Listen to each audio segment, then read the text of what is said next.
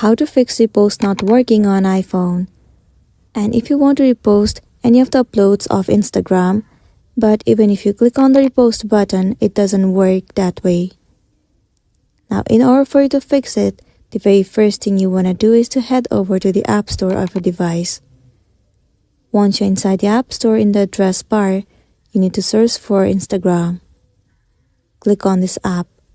Make sure that the application is up to date. If not, click on Update and update the app.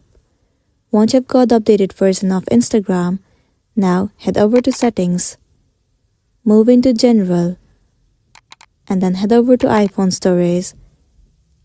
In this page, you have to click on Instagram and tap on Offload app. Once again, click on Offload app.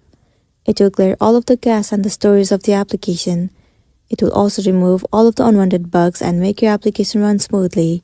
This would also fix the issue that you have been facing, and then you'll be good to go. So that's the end of the video. If this video really helped you, give it a like and check out our next tutorial. Thank you.